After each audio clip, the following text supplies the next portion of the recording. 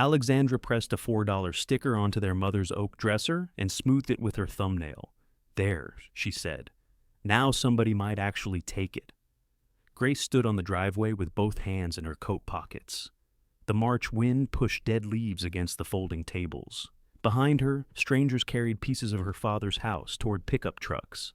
A man she didn't know had Charles Reeves's socket set tucked under one arm. A woman was turning over April's old stoneware mixing bowl, checking the bottom for a maker's mark. The funeral flowers hadn't lasted 2 months. Alexandra's estate sale had started before the last brown petals fell from the arrangement on the dining room table. Grace looked at the dresser. It had been stored in the upstairs guest room for years. One drawer stuck halfway out. The veneer was chipped along the left side, and pale rings marked the top where someone had left wet glasses. Charles had repaired furniture for 31 years, but he'd never restored that piece. Grace had always wondered why. "That was Mom's," she said. Alexandra didn't look up. She was counting bills from a metal cash box. "I know what it was." "Then why is it out here?" "Because this is an estate sale." Isabella stood beside a table of lamps, winding a cord around her hand. She watched the exchange without joining it. That had become her position in the family. She saw everything, disliked half of it, and waited for someone else to make it stop. Grace pulled one hand from her pocket and touched the sticker. $4. A roll of painter's tape from the garage cost more. "I want it," she said. Alexandra looked up then. Her expression didn't change, but something behind it settled. She had been waiting for Grace to claim something small enough to prove a point. "Fine," she said. "You can have it as your personal item." "My personal item? We all chose something." Isabella looked down at the lamp cord. Alexandra had chosen their father's house on South Court Street. She called it an offset against her share, though the number she put on the house was lower than the county's assessment. Dylan had arranged to take Charles's interest in Reeves and Mills furniture restoration. He said the shop owed him for work he'd done over the years, even though Grace had never seen him repair anything there, except a loose hinge on the bathroom door. Isabella had accepted what remained in the savings account. She said she didn't want the house or the shop and needed the money more than furniture. Grace had been left with the estate sale proceeds after expenses, split according to an accounting Alexandra hadn't finished. That was what Alexandra kept saying. After expenses, after the funeral, after the filing fees, after the roof work Dylan claimed he'd done, after everything visible had found its way towards somebody else. Now there was the dresser. Grace peeled the sticker loose before it could tear. Alexandra held out her hand. "I need that for the inventory." "You just said I could have it." "I did. It still needs a value. It's valued at $4. That's what the sticker says." A customer glanced over, then quickly became interested in a box of extension cords. Grace felt heat rising under her collar. Alexandra had a talent for making private cruelty sound like office procedure. Grace put the sticker in Alexandra's palm. "Write down $4, she said. That morning hadn't been the beginning, of course. Families rarely broke in one clean place. There had been small cracks for years, and Grace had learned to step around them. The final break began on a Tuesday in January, when Charles died at the shop. Grace was at a second-hand furniture warehouse near Alcoa Highway, rubbing a watermark from a maple end table. The warehouse owner paid her by the piece, which meant she worked quickly but never carelessly. Charles had taught her that damage showed up faster when a person hurried. Her phone rang against the workbench. Alexandra's name appeared on the screen. Grace nearly let it go. Alexandra often called while driving between listings, usually because she wanted Grace to remember a birthday, pick up a prescription for Charles, or answer a question Alexandra could have answered herself. Grace wiped her fingers on a rag and picked up. "Hey, where are you?" "At work." There was a pause. Grace heard a car door slam and then wind across the microphone. "You need to come to the hospital," Alexandra said. Grace stopped rubbing the table. "What happened?" "It's Dad." "What happened to Dad?" "They think it was his heart." The room remained exactly as it had been. Fluorescent lights hummed. A delivery truck backed toward the loading dock. Somewhere beyond the partition, the warehouse owner laughed at something on the radio. Grace held the phone tighter. "Is he awake?" Another pause. "Alexandra, is he awake?" "No." The hospital was less than 20 minutes away. Grace made it in 12 and spent every red light gripping the steering wheel as if she could push the car through by force. Isabella arrived at the emergency entrance at almost the same time. She had one shoe untied and no coat. Neither sister spoke as they hurried inside. Alexandra was waiting near the admissions desk with Dylan. She had already been taken into the consultation room. She had already spoken to the doctor. She had already called the funeral home Charles once mentioned after a neighbor died. Taking charge gave Alexandra somewhere to put her fear, and she used every inch of it. He collapsed after lunch, she said. Patrick called an ambulance. They worked on him at the shop and again here. Grace looked toward the secured doors. I want to see him. The doctor's coming back. I don't need the doctor to come back. I want to see Dad. Dylan stepped forward. Grace, just give them a minute. She looked at him, then at Alexandra. Did he say anything? Alexandra folded her arms. Patrick said he complained about his shoulder. Then he sat down. Did he say anything? No. That answer stayed with Grace. Charles had spent his life talking through work. He'd explain why walnut behaved differently from oak, why old glue needed patience, why a crooked drawer could tell you what had shifted around it. Yet at the end, there had been no final instruction, no warning, no sentence meant for one daughter instead of another. The doctor came back and spoke gently. Grace understood every word while refusing the meaning of all of them. Charles Reeves was 56. He had worked Saturday morning, eaten a chicken salad sandwich at his bench, complained that Patrick made the coffee too strong, and died before 2 in the afternoon. When they were allowed into the room, Alexandra went first. Isabella followed and began crying as soon as she saw their father's hand outside the blanket. Grace stopped near the foot of the bed. Charles still wore his work shirt. Someone had cut it open and laid it back over him. There was sawdust caught in the seam of one cuff. Grace noticed that before she noticed his face. She stepped closer and brushed the sawdust away with her thumb. Alexandra stood beside her, one hand pressed over her mouth. For a few seconds, they were only 3 daughters beside the father who had raised them. No property had been counted. Nobody had chosen a side. Then Dylan's phone buzzed. Alexandra looked at the screen.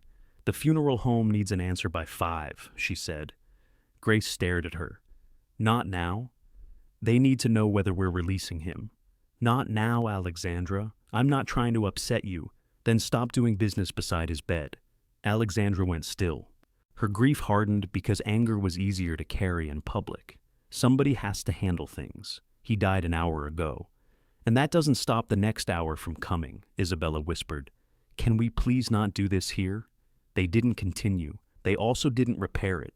In the days after Charles's death, Grace returned twice to the shop. The first time was to collect the jacket he'd left behind. The second was because Patrick called and asked her to sit with him while he locked Charles's office. Reeves and Mills Furniture Restoration occupied a long brick building off South Court Street. The front room held finished pieces waiting for customers. The workshop behind it smelled of shellac, dust, coffee, and the orange hand cleaner Charles bought in large tubs. His bench stood near the rear windows. A dining chair waited in clamps where he had left it. His pencil rested behind a chipped ceramic mug. Patrick Mills sat on a stool with the office key in his hand. He was 61, broad through the shoulders. With gray hair he kept cutting himself. The results were never even. He and Charles had opened the shop in 1995 with 2 borrowed workbenches and a panel truck that stalled whenever it rained. I keep thinking he'll walk in and complain that I moved his all, Patrick said. Did you move it? No. Then he'd probably complain you didn't. Patrick gave one short laugh. It ended quickly. Grace set Charles's jacket over the back of a chair. Alexandra says Dylan's going through the business records. He asked for copies. Did you give them to him? I gave him the partnership agreement. Nothing else. She says Dad promised Dylan an interest. Patrick looked at Grace. Your father promised me he'd stop buying gas station hot dogs. People promise things. Did he promise Dylan part of the shop? Not in front of me. Grace walked to Charles's bench. On the wall above it were wooden templates, sanding blocks, and 2 hand saws he sharpened himself. Everything had a place. Alexandra says the shop needs money. The shop always needs money. That's different from being broke. Will you keep it open? Patrick turned the key between his fingers. The lease comes up this summer. Charles and I were going to speak to the owner in April. And now? Now the owner knows half the partnership is sitting in probate. Grace understood what Patrick wasn't saying. He didn't only miss his friend, he could lose the place where he had worked for 3 decades. Grief had arrived with paperwork attached to it. Do you need help finishing his jobs? She asked. Patrick considered her. I might. I can come after work. Your father wouldn't want you doing 2 jobs for free. I didn't say free. That brought a little life back into his face. No, he said, you didn't. They locked Charles's office together. Patrick kept the key. Grace took the jacket home and hung it beside her front door because her studio apartment had only one closet. The apartment was above a tax service and a laundromat. One room held her bed, a narrow table, and a small sofa she had repaired after finding it beside a dumpster. The refrigerator made a clicking sound before it started. The bathtub faucet leaked unless she turned it hard enough to hurt her wrist. Charles had offered to help her find a better place more than once. Grace always told him she was fine. It wasn't pride exactly. Alexandra had spent years asking Charles to cover one more payment, one more repair, one more chance. Isabella accepted help more quietly, usually after insisting she didn't need it. Grace had decided early that being easy to love meant being inexpensive. Charles never said that. He didn't need to. Children could make rules from what happened around them, then carry those rules long after anyone remembered how they started. The funeral drew customers, neighbors, distant relatives, and people Grace knew only from stories Charles had told. Alexandra stood beside the casket and greeted each person by name whenever she could. Isabella stayed near the flowers. Grace moved between them, accepting hugs that often ended with someone saying how young Charles had been. Anna Aguilar came near the end. Grace knew Anna as a family friend from Knoxville. She sent Charles a card every Christmas and sometimes appeared at cookouts with a tray of cinnamon bread. Grace couldn't remember anyone explaining exactly how they'd met. Anna was 58, with silver beginning at her temples and a calm way of looking at people. She hugged Grace for a long time. He talked about you, Anna said. Grace managed a tired smile. Hopefully nothing terrible, mostly furniture. That sounds like Dad. And how you refused to let him buy you a proper kitchen table. Grace glanced away. I have a table. He said it folds into the wall. It still counts. Anna smiled, but her eyes were wet. At the wake, the house filled until people stood in the hallway holding paper plates. Someone brought baked ham. Someone else brought 3 bowls of potato salad, and no one knew which bowl belonged to whom. Grace escaped to the back porch for air. The yard was brown from winter. Charles's old metal watering can sat beside the steps. Anna came outside a minute later and closed the door behind her. I wanted to tell you something, she said. Grace waited. Your father used to come to Knoxville most Saturdays. I know. He said he was picking up furniture. Sometimes he was. Something in Anna's voice made Grace look at her. What was he doing the other times? Anna glanced toward the kitchen window. Alexandra was visible inside, speaking to the funeral director. He was keeping a promise, Anna said. To who? That part isn't mine to tell. Not yet. Grace was too tired for riddles. Did Dad owe somebody money? No. Was he in trouble? No, honey. Then what are you talking about? Anna rested one hand on the porch rail. A few years ago, Charles said something to me. I thought he was just tired and angry. Now I'm not sure. What did he say? He said, the girls will get what's easy to see. She'll get what's true. Grace felt the cold through the soles of her shoes. Who was she? He didn't say. Was it me? Anna's gaze held hers. She knew more than she was willing to give. That was clear now. You'll have to ask what he left you, Anna said. He didn't leave me anything yet. We haven't read the will. Then wait until you do. Anna squeezed her hand and went back inside. Grace remained on the porch. Through the window, she watched Alexandra point toward the dining room, while Dylan wrote something on his phone. Isabella carried empty cups to the sink. The girls will get what's easy to see. She'll get what's true. Grace repeated the line until the words lost their shape. The will was read in March at an attorney's office in Maryville. It had been written years earlier and amended only once. Charles named Alexandra personal representative because she was the eldest and, according to the document, experienced with property. Grace almost laughed when the attorney read that part. The visible estate was to be divided among the daughters. The wording sounded fair. The numbers Alexandra brought with her did not. She placed a folder on the conference table. Dylan sat beside her. Isabella sat across from them, rubbing the edge of one thumbnail. Alexandra explained that the South Court Street house needed expensive work. Dylan had prepared an estimate. She proposed taking the house and assuming its remaining costs. What remaining costs? Grace asked. Dad paid off the mortgage. Maintenance, taxes, repairs, that isn't debt. It affects the value. Your commission sheet lists the house for almost twice the value you put here. Alexandra's mouth tightened. Listing price isn't sale price. It's your listing. I know what it is. Dylan leaned forward. The house needs a roof, plumbing, and electrical updates. You replaced the roof 6 years ago. I repaired part of it. You told Dad you replaced it. Grace, Alexandra said, we're trying to settle this without spending a year in probate. Then came the shop. Dylan claimed unpaid contractor work and proposed accepting Charles's partnership interest in satisfaction of that amount. Patrick had not agreed. Alexandra said that could be handled separately. The savings would go to Isabella as an adjustment because Alexandra was taking property and Dylan was taking business risk. Grace looked from one face to the next. And what am I taking? Alexandra slid another paper across the table. You'll receive your share of the estate sale proceeds after costs.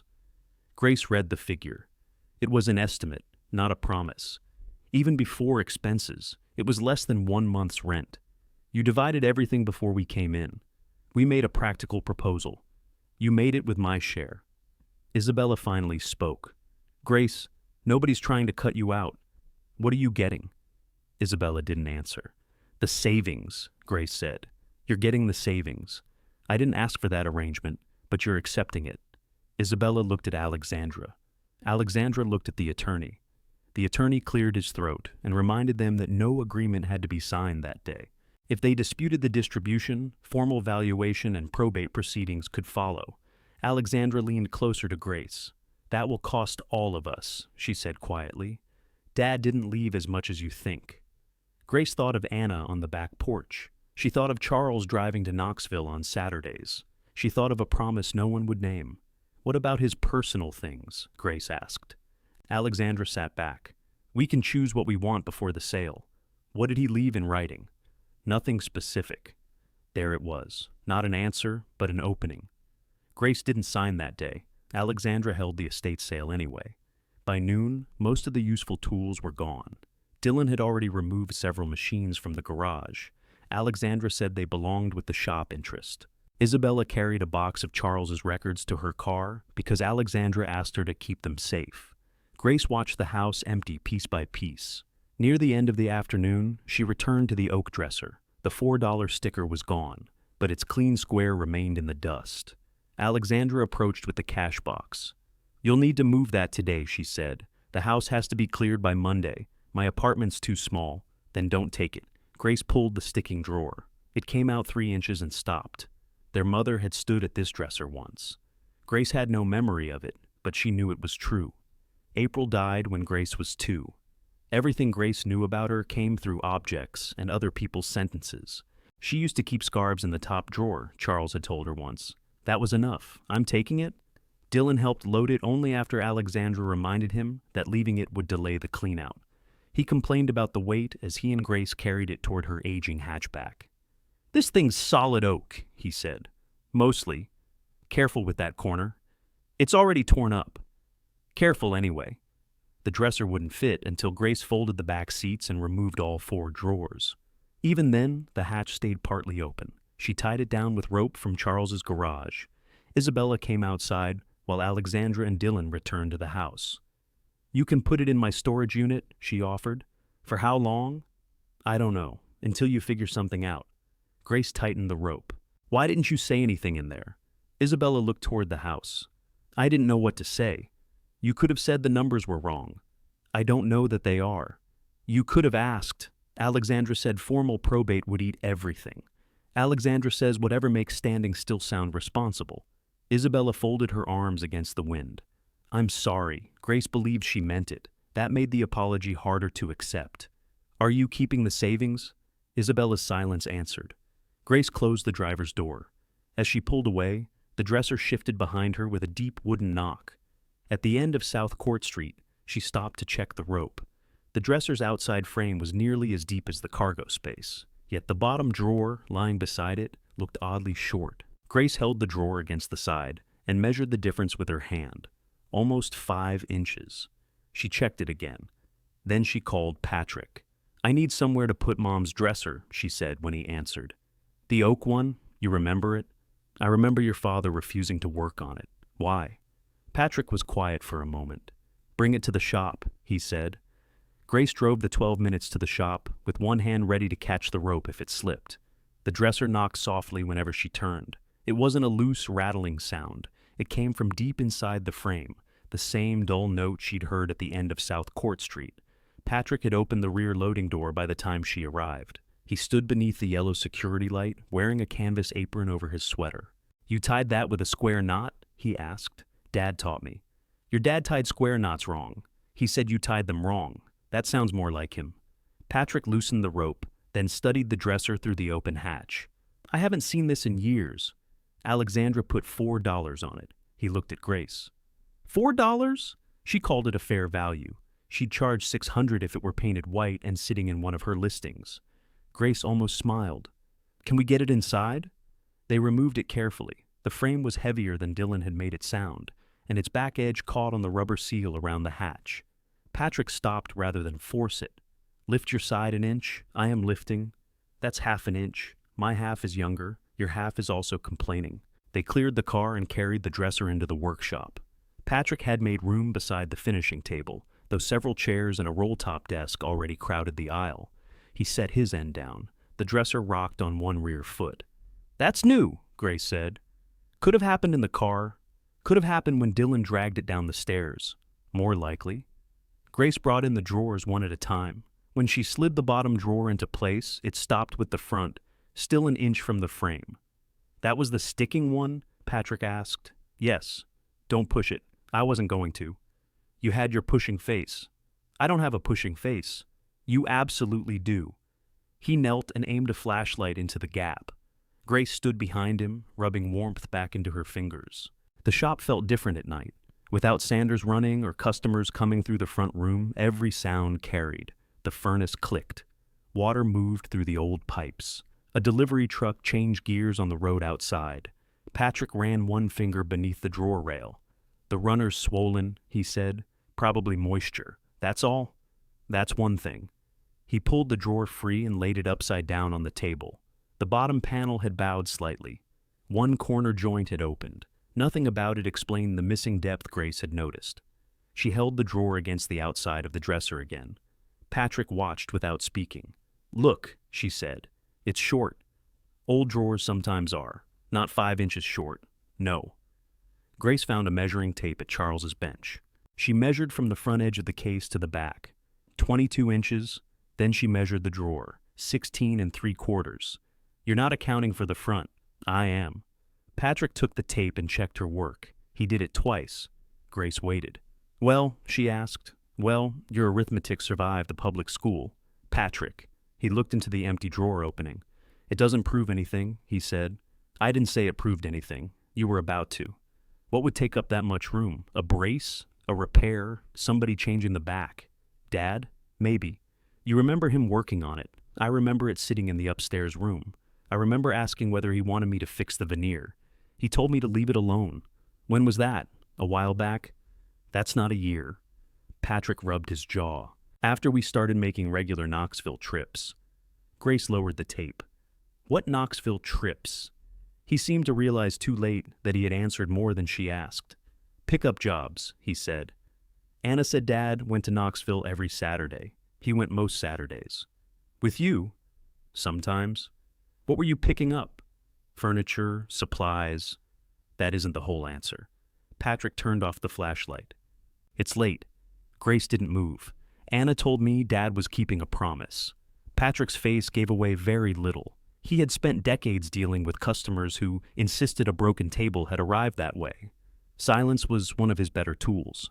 What promise? Grace asked. You need to ask Anna. She told me to ask what Dad left me. Then maybe she knows something I don't. Grace heard the care in his wording. Patrick hadn't said he knew nothing. He had said Anna might know something he didn't. You're both doing the same thing. What thing? Deciding which questions I'm allowed to ask. Patrick hung the flashlight on its hook. That isn't what I'm doing. Then answer one. He looked at the dresser, then back at her. Your father asked me to keep a confidence, he said. I won't break it because he's gone. Did the confidence involve Alexandra? Patrick's jaw tightened. That's an answer, Grace said. No, it isn't. It's close. He pulled off his apron and folded it on the table.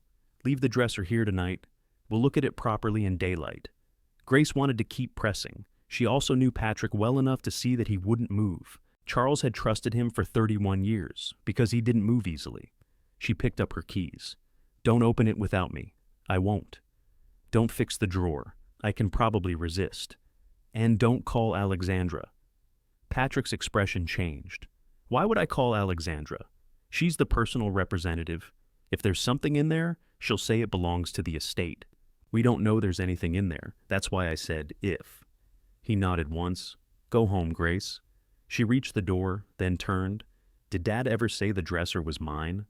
Patrick took a moment before answering. He said it had always been your mother's. That isn't what I asked. No, he said, it isn't. Grace slept badly. The dresser appeared in every version of the dream, though never in the same room. Once it stood at the hospital beside Charles's bed. Once Alexandra sold it, while Grace searched for her shoes.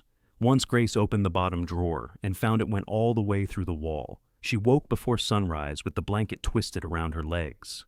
Alexandra had sent an email during the night. The subject line read, Personal Property Receipt. Attached was a document assigning the dresser a $4 value against Grace's future distribution. Alexandra asked her to sign and return it. Grace read the message twice. Then she typed, I received the dresser. I do not agree that this settles any part of my inheritance. She stared at the sentence. It sounded more certain than she felt. Alexandra replied before Grace finished making coffee. We can discuss this when emotions aren't so high. Grace set the phone face down.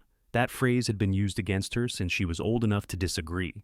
Alexandra could raise her voice, slam a cabinet, or make decisions affecting everyone. The moment Grace objected, emotions were high. She turned the phone back over and wrote, My emotions don't change what the document says. No reply came. At the warehouse, Grace repaired a set of dining chairs with loose stretchers. She kept thinking about the missing inches behind the dresser drawer. A brace would have sounded solid. A damaged back would have been visible from outside.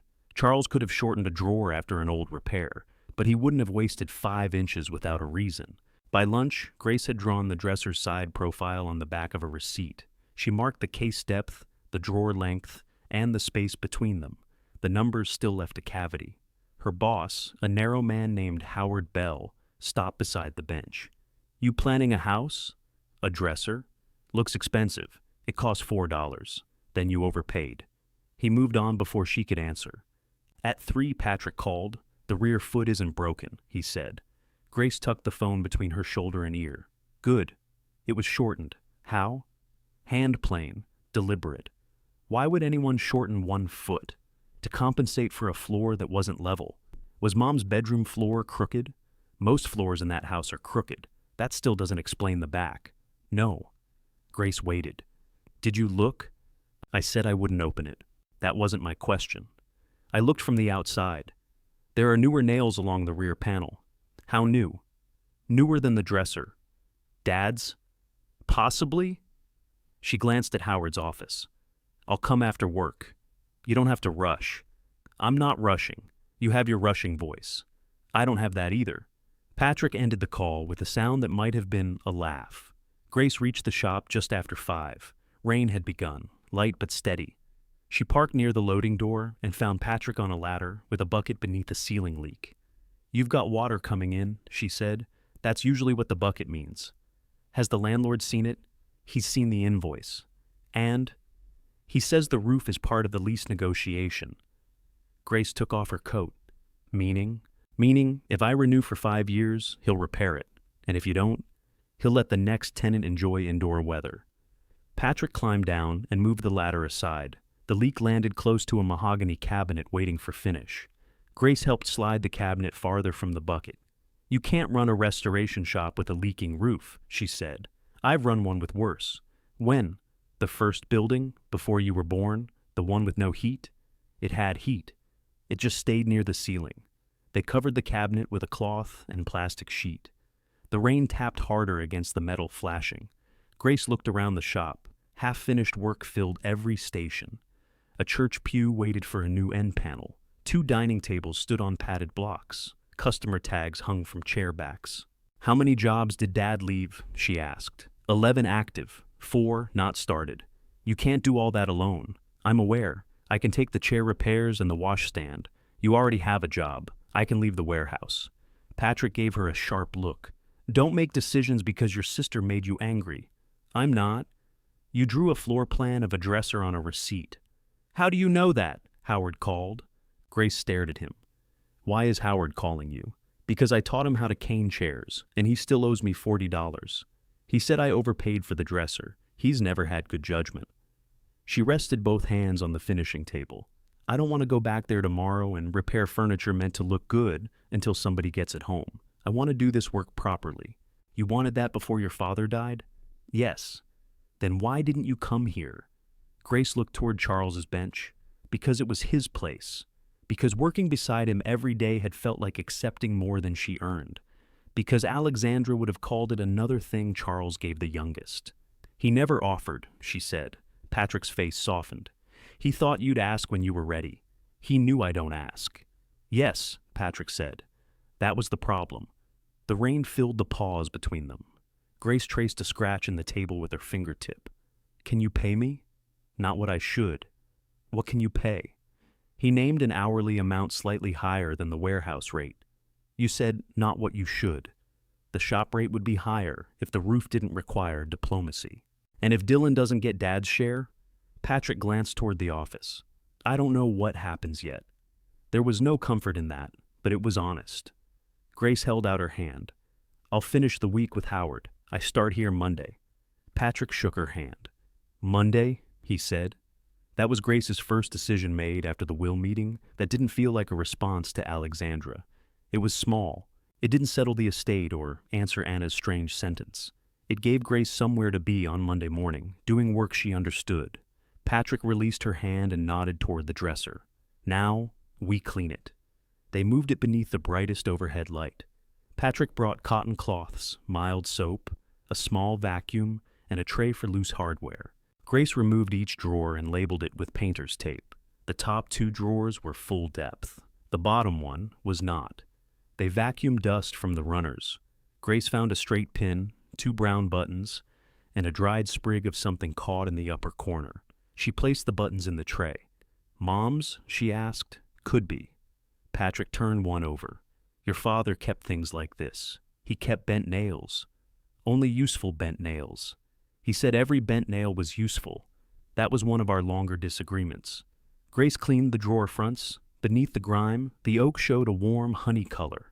The battered dresser hadn't been ruined. It had simply gone untouched for too long. Patrick examined the rear panel from outside. Its nails were dark, but not hand-forged or original. He pointed to shallow dents around 2 heads. Pulled once, he said. Driven back.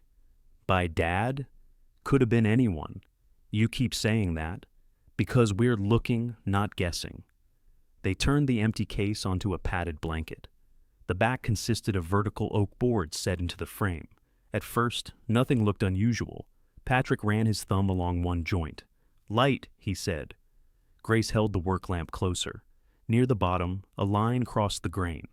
It was so fine she'd mistaken it for a scratch. It continued behind the side rail, then disappeared beneath an old layer of finish. Patrick took a thin metal rule and laid it against the line. What is it? Grace asked. Not sure yet. You are. I'm trying not to be. He moved the rule to the opposite side. The line matched there. Grace crouched beside him. That's a panel. Maybe. A panel behind the back. Maybe. Why would anybody do that? Patrick didn't answer.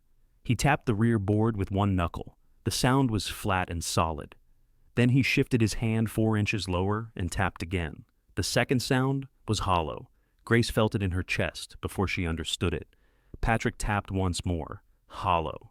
He sat back on his heels. That isn't a repair brace, Grace said. No, what is it? A space somebody meant us not to notice. Us. Grace looked at him. You knew there could be something here. I knew Charles modified the dresser. I didn't know how. When did he tell you? He didn't. I saw it in the shop one Saturday after he'd finished. He covered it before I got close. And you never asked? I asked. He told me it was April's business. Grace looked at the thin seam again. Her mother had been dead for more than 20 years. Whatever Charles meant, the business hadn't been April's alone. Can we open it? Probably. without breaking it? Patrick tilted his head, following the grain. That's the question. Grace reached for a narrow putty knife. Patrick put his hand over the handle before she lifted it. Not with that. You said we could open it. I said probably. Your father didn't tack a scrapboard over a hole. This edge is scribed into the frame. What does that mean? It means he shaped the panel to match every little bend and uneven place around it. See how the line disappears here? That isn't filler. It's fitted. Can you take it out? Not until we know how it's held. Grace leaned closer. Under the work light, the seam became clearer. One corner held a tiny triangular mark, no wider than a pencil point. Patrick saw it too. He stopped breathing for a second. What? Grace asked. He took a magnifying lens from the tool cabinet and held it over the mark. The triangle was part of a shallow dovetail cut. Two more appeared farther along the edge, once Grace knew where to look. Patrick set the lens down. Charles did this. You're sure? He used 3 narrow dovetails on hidden repair panels. Always 3. Said 4 looked like showing off. That was the first thing neither of them could explain away. Grace stood, crossed to the shop office, and found a clean notebook in the supply cabinet. On the first page, she wrote the dresser's measurements, the shortened drawer depth, the newer rear nails, the hollow space, and the 3 dovetails. Patrick watched from the work table. What are you doing? He asked, paying attention. She added the date and time. Then she photographed the dresser from every side, including the seam and the small marks Patrick recognized. She emailed the pictures to herself and placed the notebook in her bag. Alexandra had counted on Grace being too hurt to question anything. She had counted on the sale ending the matter. Grace returned to the dresser and rested her fingers beside the hidden seam. Show me how to open it, she said. Patrick looked at the putty knife, then moved it out of reach. We start with the nails. The rear boards had to come off before they could reach the fitted panel. Patrick used a narrow puller with a curved edge. He worked each nail loose by degrees, protecting the oak with a thin piece of leather. Grace held the lamp and collected the nails in the hardware tray. The rain continued above them. Every few minutes, water struck the bucket near the cabinet. Grace counted the drops without meaning to. Patrick removed the final nail and lifted the outer backboard free. A second oak panel stood behind it. Grace leaned closer. The panel looked old because Charles had made it look old. He had darkened the new wood to match the case, copied the saw marks, and rubbed dust into the corners. The 3 dovetails were nearly invisible. Patrick touched one with his thumbnail. That's a scribed seam, he said. The edge follows the wood around it. No straight gaps. No easy place for a tool. Why hide the dovetails? So the panel can't move. Why make them removable? That's what we're finding out. He selected a small wooden mallet and a block of soft pine. He placed the block against the inside edge, then tapped gently. Nothing happened. He changed the angle and tried again. The panel shifted less than the width of a fingernail.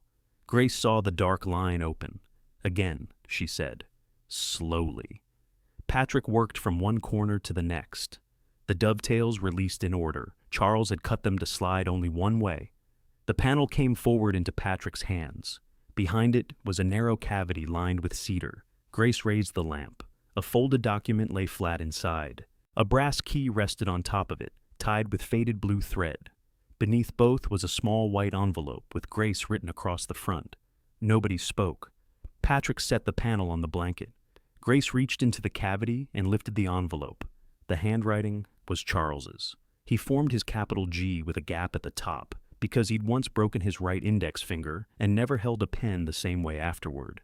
Grace ran her thumb beneath her name. Open it, Patrick said. She slid one finger under the flap. The note inside held 2 lines. Ask Patrick what a scribed seam means. Ask the woman with the blue door what Saturdays were for. Grace read it again. Patrick sat down on the floor. He knew you'd be here, Grace said. He hoped. He knew I'd bring the dresser to you. He knew you wouldn't throw it away. How? Patrick gave her a tired look. You kept a broken toaster for 3 years because your father said he might need the cord. He did need the cord. No, he needed you to let go of the toaster. Grace looked back at the note. The woman with the blue door is Anna. Patrick didn't deny it. You knew that too. Yes. What did Dad do in Knoxville? The note tells you who to ask. I'm asking you, and I'm telling you that part belongs to Anna. Grace picked up the folded document. It was heavier than ordinary paper, with a county stamp visible through the back. When she opened it, she saw the words, "Quitclaim deed" near the top. The legal description beneath it meant nothing to her. Lot numbers, boundary lines, a reference to an old plat book. She moved down the page, looking for names. Charles Reeves appeared as grantor. The April Reeves Legacy Trust appeared as grantee. Farther down was an address: 412 and 414 Winona Street, Knoxville, Tennessee. A recording stamp showed the deed had been filed in 2018. Grace looked at Patrick. "What is this?" "A deed. I can read that." "Then that's one question settled. Why is Mom's name on a trust?" Patrick took the paper only after Grace offered it. He held it by the edges and read the first page. "I never saw this copy," he said. "But you knew about the property." "I knew Charles bought a duplex." The word widened the room. Grace had expected an old bill, perhaps a letter or a photograph, not a property address, not a recorded deed hidden behind 5 inches of oak. Dad owned a duplex, the trust did. What's the difference? I'm not the person to explain that. Did Alexandra know? No. Isabella? No. Why did he tell you? Patrick looked toward Charles's empty bench. Because I worked on it with him. Grace sat beside the open dresser. On Saturdays, some of them. You told me you were picking up furniture. We did pick up furniture. You left out the building. Charles asked me to. He also wrote my name on an envelope. I know. Did he say this was mine? Patrick folded the deed along its existing creases. He said he was protecting something for you. Grace stared at him. That sounds like yes. It sounds like what he said. Why didn't you tell me after he died? Because knowing a building exists isn't the same as knowing who legally owns it. Charles was careful. He wanted you to find the papers in his order. What order? Patrick nodded toward the brass key. Grace picked it up by the blue thread. It was a simple key, older than the door keys she carried. Someone had filed a small notch into its round head. What does it open? I don't know. Patrick, I don't. I know the duplex. I know Anna lives there. I never saw that key. Grace placed the deed, note, and key on the finishing table. She photographed each item. Then she slid them into separate clear sleeves Patrick found in the office. Her hands stayed steady until she finished. I'm going to call Isabella, she said. Patrick shook his head. Call a lawyer. I don't have a lawyer. Then find one before you call your sisters. Isabella isn't Alexandra. No, but she gave Alexandra the records today. Grace looked up. What records? You saw her carry a box out. She said Alexandra asked her to keep them safe. She delivered them to Dylan's office this afternoon. How do you know? He called me about an old invoice he found. Grace put her phone back in her pocket. Patrick stood slowly, one hand braced on the table. Your father hid a recorded paper in a dresser and left instructions for you. Whatever the reason, he didn't want it handled with the rest of his office. Then why didn't he tell me? That's for Anna, too.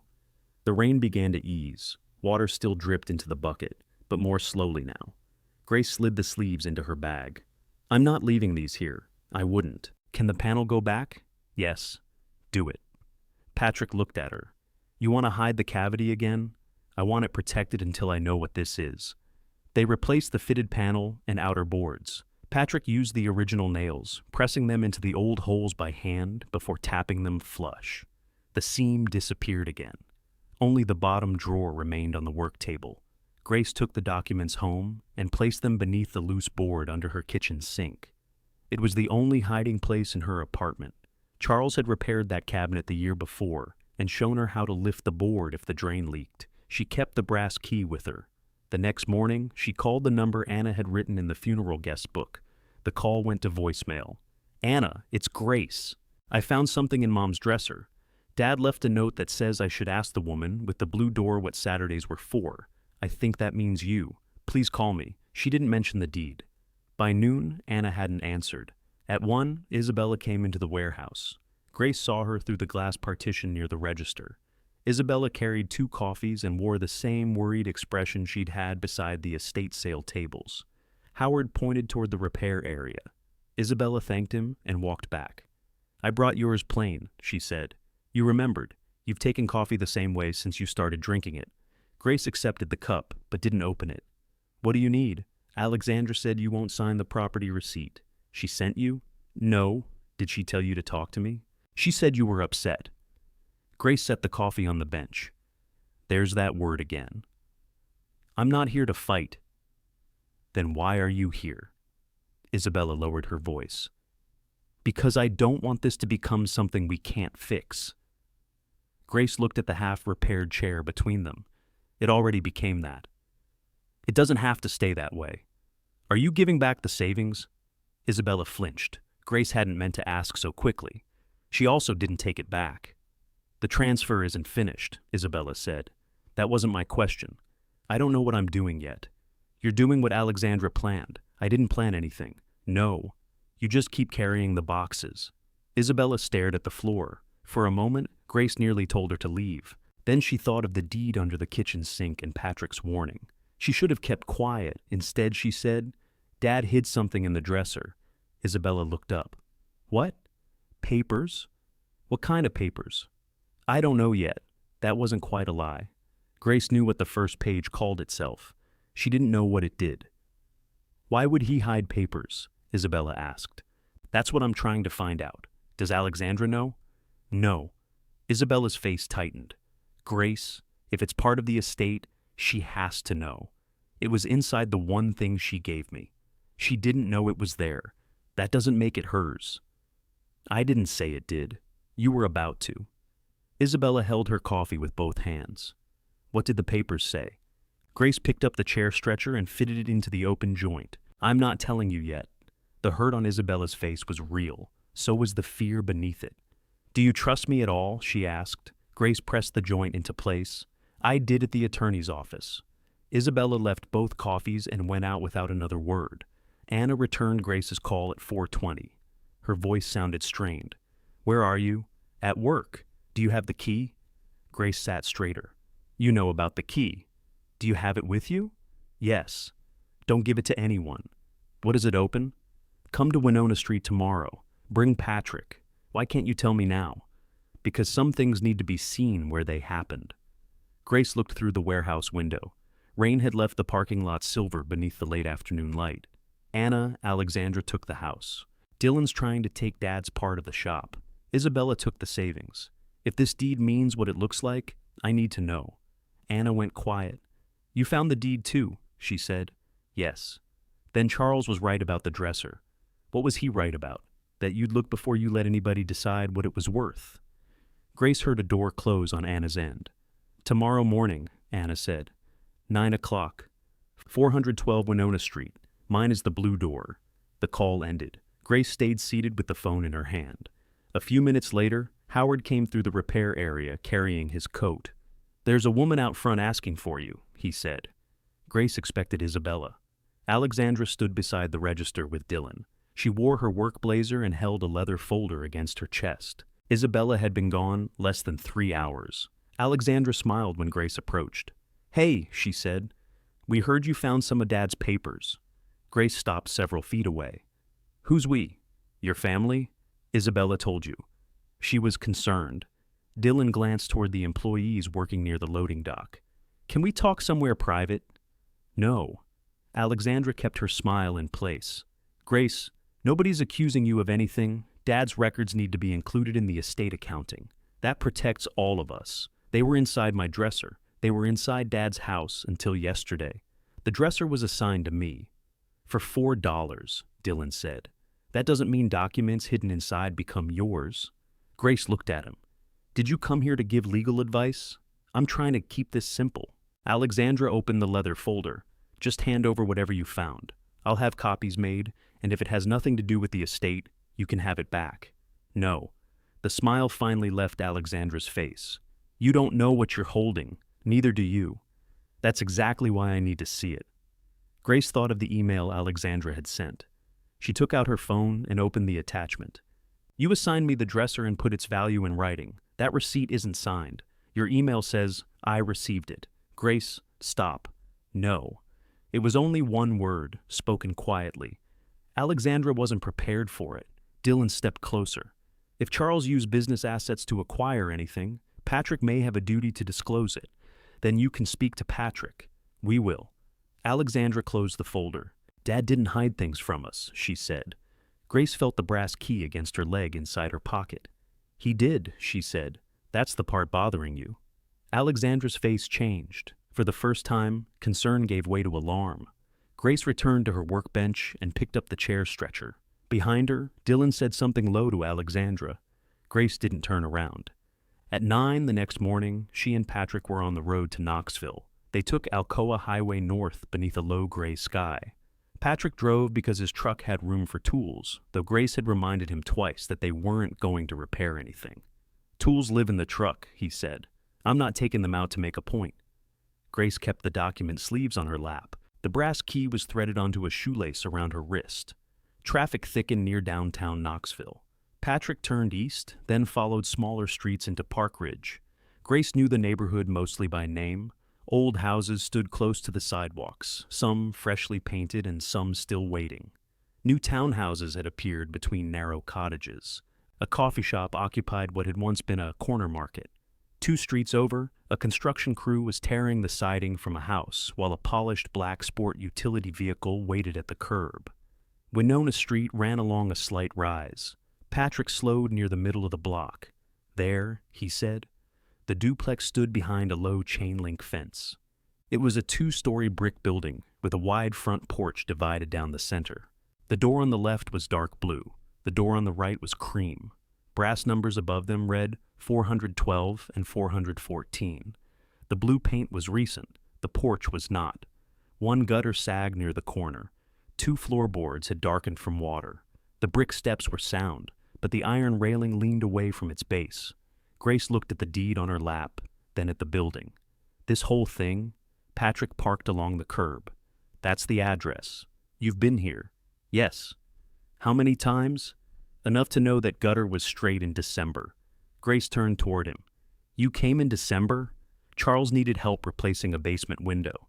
And you didn't think to mention any of this after he died? I thought about it every day. That answer took the sharpness out of her next question. Anna opened the blue door before they reached the porch. She wore jeans, a thick green cardigan, and work gloves. A small pile of wet plaster lay on newspaper inside the entrance. You got here, she said. What happened to the ceiling? Patrick asked. Bathroom pipe. It started dripping at 6 this morning. He looked at Grace. Don't say it, she told him. Tools live in the truck. Anna stepped aside. Come in before the floor gets wetter. The left unit opened into a front room with tall windows and plain wood trim. The furniture looked collected rather than purchased as a set. Books filled 2 shelves. A sewing machine stood beneath the stairs. The ceiling near the hallway had opened in a brown, sagging circle. A metal bowl caught the drip. Grace stared at the stained plaster. When did Dad buy this place? Anna removed her gloves. 2018. Why didn't we know? He didn't want you to. Any of us? Not then. Patrick brought in a wrench and shut off the water to the upstairs bathroom. Anna put on coffee. Grace stayed near the front window, where she could see both halves of the porch. A man from the cream door unit came outside carrying a lunch bag. He raised one hand when he saw Anna through the window. That's the other tenant? Grace asked. Yes. He works an evening shift at the hospital laundry. How long has he lived here? 4 years. There was a couple before him. Who collects the rent? Charles did. I mailed checks to a post office box. So did everyone else. Everyone else? Former tenants. The place has 2 units, but people came and went. Charles kept every name. Grace looked toward the kitchen. Where did the money go? Anna didn't answer at once. Patrick came downstairs, wiping his hands on a cloth. The supply line split, he said. I shut it off. We need a new length of pipe before she can use the sink. I can get one, Grace said.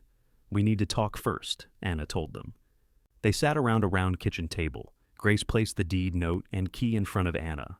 Anna touched the blue thread tied around the key. I tied this, she said. Grace leaned forward. When? Last summer. Charles kept losing it among the others. What is it open? I'll show you. Not until you tell me why my father owned this building. Anna folded her hands in front of her. He bought it at a delinquent tax auction, she said. It was in bad condition. The right unit had no working kitchen. The left one had a hole in the bathroom floor. Half the windows were covered with plywood. Why this place? He said it was something whole. Grace waited for more. That doesn't answer anything. I know. Did he buy it for you? No. Then why do you live here? Because I needed somewhere I could afford, and he needed someone he trusted in the building. How much rent do you pay? Anna named an amount well below what Grace expected for Knoxville. That can't cover everything. It covered taxes, insurance, repairs, and some savings after both units were occupied. Whose savings? Anna glanced at the deed, the trusts. Grace took out the recording copy and flattened it on the table. What is the April Reeves Legacy Trust? Something Charles set up after he bought the property. For who? Anna looked at Patrick. Patrick stayed silent. Grace felt anger rise again. Please stop checking with each other before you answer me. We're not, Anna said. You are. Both of you have had years to decide what I'm allowed to know. Anna's eyes lowered. You're right, she said. Charles asked for secrecy, and we got used to obeying him. He isn't here to decide anymore. Then tell me. The trust was for you. The kitchen became very quiet. Grace looked at the water stains spreading above the hallway. She heard the refrigerator motor and a truck passing outside. For me, how? I never saw the full papers. Charles told me the building would pass to you if anything happened to him. Why? Anna pulled a tissue from the box near the window and folded it without using it. That answer is downstairs. You know the answer. I know parts. Charles wrote the rest because he wanted you to hear it from him. Grace glanced at Patrick. Did you know the trust was for me? Yes. And you still let Alexandra move Dad's shop interest toward Dylan? I didn't let her do anything. I've refused to sign every paper Dylan sent. You could have told me I owned something. I knew Charles meant the property for you. I didn't know whether he finished the legal work. If he hadn't, telling you could have put you in a fight over something you couldn't prove. Grace tapped the recorded stamp. This is proof. It's the start of proof, Patrick said. A deed into a trust isn't the same as papers naming who controls it. Anna stood. That's why we're going downstairs. The basement entrance was beneath the staircase. Anna unlocked the door with a key from her pocket. Cold air moved up the steps. Grace followed her into a long basement divided by a brick support wall. New copper pipe ran along the joists beside older galvanized lines. Shelves held paint cans, furnace filters, and labeled jars of screws. Patrick pointed toward a basement window. That's the one we replaced. You and Dad? Yes. What else did you do here? Floors, cabinets, porch posts, wiring after a licensed electrician checked it. Charles handled most of the finish work. Grace ran her hand over the stair rail. The underside had been rounded into a shallow curve. Charles shaped rails that way because April once complained that a sharp edge caught her rings. He had been in every part of the building. Grace could see it now. Anna walked to the rear wall behind the furnace. A wooden cabinet had been fitted between two brick columns. It looked like a shallow utility box, the sort that might cover an electrical panel. She opened its plain outer door. Inside was a locked toolbox built directly into the wall. The box was oak, darkened to match the basement joists. Its lid opened outward rather than upward. A brass keyhole sat near the lower edge. Grace lifted the key from her wrist. It opens that? Anna nodded. What's inside? Charles never showed me. You knew it was here. I watched him build the outer cabinet. He told me the box was for records and that the right key would find the right person. Grace inserted the brass key. It stopped halfway. She tried again. Lift while you turn, Patrick said. How do you know? Charles built locks into desk drawers the same way. He liked making people earn the turn. Grace lifted the key, felt something settle inside, and turned it clockwise. The lock opened. The front of the toolbox lowered on two chains, becoming a narrow shelf. Inside were 3 items. A green credit union passbook sat on top. Beneath it lay a thick ledger bound in brown cloth. At the back was a large envelope sealed with red wax. Grace removed the passbook first. The account name read, April Reeves Legacy Trust. She opened it. The first deposit had been made in 2018. Later pages showed deposits every month, along with withdrawals for taxes, insurance, materials, and repairs. The final printed balance was $86,000. Grace checked the line again. Is this current? Anna leaned closer. Charles updated it in December. Patrick let out a slow breath.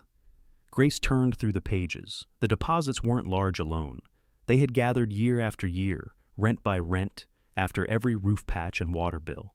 This was all from the duplex? Most of it, Anna said. Charles put in some of his own money during the first year. He lost his savings before this. Anna's face changed. Grace saw it. What? That's part of the letter. What does Alexandra's business have to do with this? Anna looked toward the toolbox, more than she wants anyone to know. Grace set the passbook on the lower door and opened the ledger. Charles's handwriting filled the pages. Each tenant had a section: move-in dates, deposit amounts, rent paid, repairs requested, notes about work schedules, and preferred contact times. Beside Anna's first entry, he had written, "Blue door when she chooses the color. Let her choose something." Later pages contained material receipts copied in neat columns: lumber, pipe, tile, furnace service, window glass. Patrick's name appeared beside some jobs, always followed by paid in full. "You charged him?" Grace asked. "Every time. He told me you helped. I did. He still paid me." "From the shop?" "No. Personal checks at first. Then trust checks after Landon explained the account."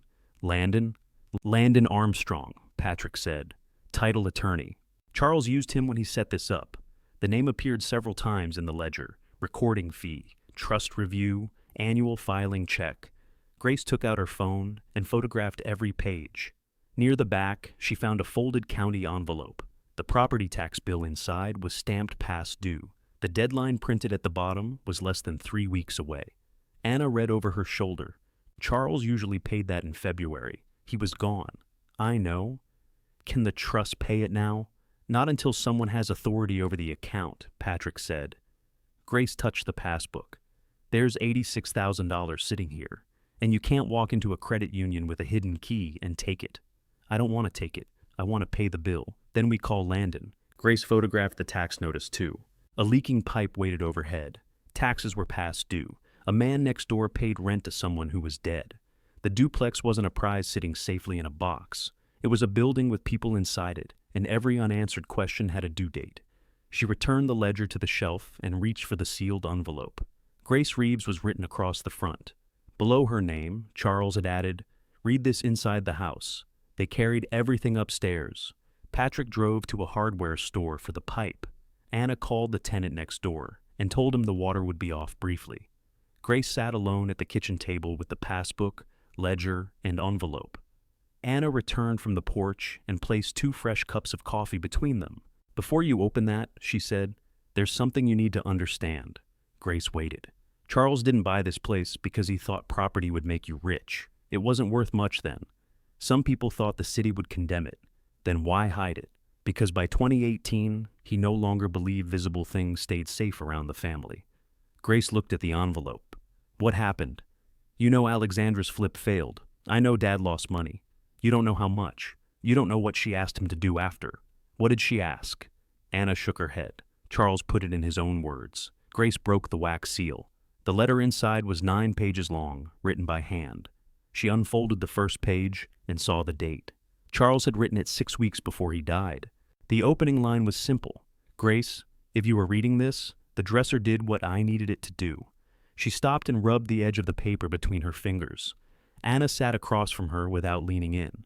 Grace continued. "Charles wrote that he had avoided telling her because spoken promises could be pulled apart after a death. He wanted the property recorded, the account funded, and the instructions placed somewhere only Grace would value enough to repair. He began with Alexandra. In 2015, she had come to him with plans for 3 houses. She had found neglected properties, Dylan would handle construction, and Alexandra would sell them. The numbers looked reasonable. Charles understood old buildings, and he believed he could recognize a project worth saving. He lent her his savings. The first house sold late. The second needed foundation work Dylan hadn't included in the budget. Alexandra borrowed against the expected sale to begin the third. By the time Charles understood how the debts crossed between them, his original loan had become the money holding all 3 projects together. In 2017, the market in their price range slowed. Buyers walked away. A lender demanded payment. Alexandra sold 2 houses at losses and refinanced the third under terms. Charles called, desperate. Grace lowered the page. "How much did he lose?" Anna answered quietly. "Almost everything he had outside the house and shop." Grace looked back at the letter. Charles didn't write the exact amount. He wrote about the day Alexandra came to the workshop with Dylan and asked him to borrow against the building equipment. They said one more infusion would save the remaining project. Patrick had been there. He returned from the hardware store while Grace was reading that part. He set a length of pipe and a paper bag of fittings near the sink. She wanted him to secure her loan with his shop interest, Patrick said. Grace looked up. And Dylan? He said the equipment could cover it if things went wrong. The equipment you use to work. That was my concern. What did Dad say? No. Patrick's answer was immediate. He said it once. Alexandra kept talking. Dylan showed him figures. Charles said no again and asked them to leave. Grace found the same exchange in the letter. Charles regretted raising his voice. He didn't regret the answer. Alexandra had not forgiven him. She still owed money from the failed venture. Some debt had been refinanced, some moved onto credit cards and business accounts, and some covered by commissions from later sales. From the outside, she and Dylan looked successful. They drove good cars, held open houses and new clothes, and spoke about investments as if the old losses had been a lesson already paid for. They were still paying. Anna watched Grace reach the next page. That Christmas was at your father's house, she said. Grace remembered it.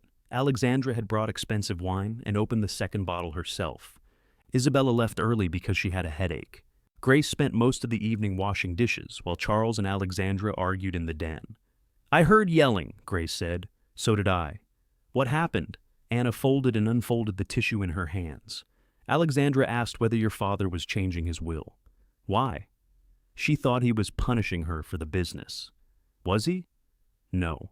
He told her he hadn't made any decision about the will. Grace returned to the letter.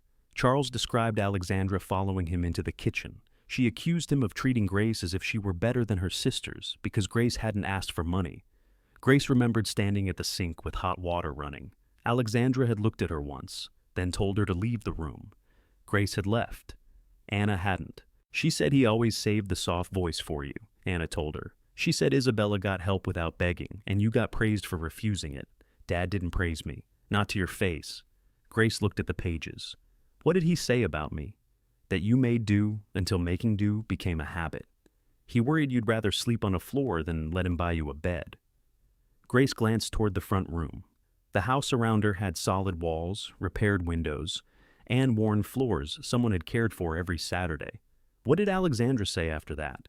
Anna's hands stopped moving. She said she'd burn the whole estate down before she watched Charles give the good stuff to someone else. Grace had expected the line because the letter was leading toward it. Hearing it aloud still made her set the pages down. Those exact words? Yes.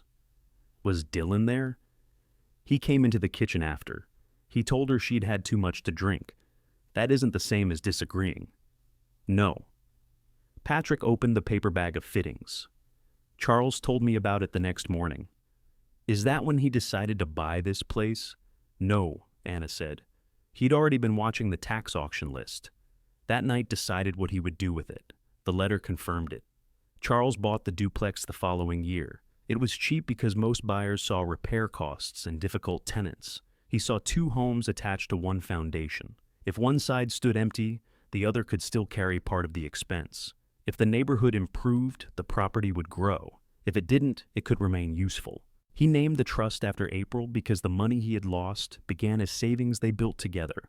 He named Grace sole beneficiary because she had never treated his help as something owed. That sentence made Grace uncomfortable. She read it twice, hoping the second reading would soften it. It didn't. This makes it sound like he'd love me because I didn't cost anything, she said. No, Patrick said. It says I never asked. Keep reading. The next paragraph answered her. Charles wrote that Grace's refusal to ask had frightened him. After April died, Grace learned to need less because the older girls needed loudly. Charles had mistaken quiet for strength. By the time he understood, Grace had built a whole life around not becoming a burden. The duplex was not payment for being easy. It was his attempt to leave her something that required her presence, judgment, and care. Something she couldn't receive by making herself smaller. Grace pressed her lips together and looked away from the page. Anna stood and carried the untouched coffee to the sink. She gave Grace the privacy of movement rather than leaving her alone. Charles wrote that Alexandra's anger wasn't only greed. She had spent years trying to turn the failed venture into proof that she was still capable. Every unpaid balance threatened the life she displayed to clients. Every asset Charles kept beyond her reach felt, to Alexandra, like a judgment. He understood her fear. He did not trust it. That was why he kept the duplex outside his probate estate. If it appeared in the will, Alexandra could delay, pressure, undervalue, or trade it against something else. Isabella would agree to avoid conflict. Grace would surrender ground rather than make the family fight. Charles had predicted the conference room almost exactly. He had not predicted his own death would come before he explained it. The final pages contained instructions. Grace was to take the recorded deed, trust records, and passbook to Landon Armstrong. Landon would verify the recording and arrange the transfer of trustee authority. Until then, she should sign nothing concerning the duplex and give no original documents to Alexandra or Dylan. Grace read the last paragraph aloud. Keep Anna's rent where it is. Don't sell because the first number sounds large. Walk through both units, learn what the place needs, then decide what kind of owner you mean to be. Beneath that, Charles had written, I should have told you sooner that needing something doesn't make you expensive. Grace stopped. The letter ended with his name, not Dad. Charles Reeves, signed the same way he signed repair estimates and shop checks. For several minutes, no one spoke. Patrick fitted the new pipe under the bathroom sink. Anna dried the floor. Grace sat with the letter spread across the table, hearing ordinary work continue around her. At last, she asked, Why did Alexandra rush the estate sale? Anna looked toward Patrick. Patrick tightened a fitting and answered, Because Dylan's credit line comes due this spring. Grace hadn't known that. How do you know? He told Charles before Christmas. He wanted Charles to sell his shop share directly to him at a discount. Charles refused. So, the shop isn't something Dylan wants to run. No, he wants to sell it. Or borrow against it. Grace thought of the roof leak in the lease renewal. She thought of Alexandra taking the house at a low value while calling it a burden. The house could be listed after probate. Dylan's claimed shop interest could support a loan or be forced into a sale. Isabella's savings share cost Alexandra the least and bought her agreement. The division wasn't hurried because probate was expensive. It was hurried because Alexandra and Dylan had a deadline. Does Isabella know? Grace asked. I don't know, Patrick said. Anna returned to the table. Alexandra is afraid of losing more than money, she said. Her clients think she understands property. Dylan's customers think his business is steady. If they sell the house quietly and turn the shop interest into cash, the old debt stays private. And if Dad hid a property from them, then there may be enough value to solve their problem. Grace looked at the deed. That's why she came to the warehouse. Yes. She doesn't know what I found. Not yet. Grace's phone rang inside her bag. Alexandra. Nobody told Grace whether to answer. She put the call on speaker and set the phone near the deed. Hello? Alexandra's voice was calm. Can we try this again? What do you want? I want to help you understand whatever you found. I'm getting help. From Patrick? From people Dad trusted. A pause followed. Patrick has his own interest in this, Alexandra said. If there are assets tied to the shop, he benefits from keeping them away from probate. Grace looked at Patrick. He shook his head once. What assets? Grace asked. I don't know because you won't show me. Then why are you saying they're tied to the shop?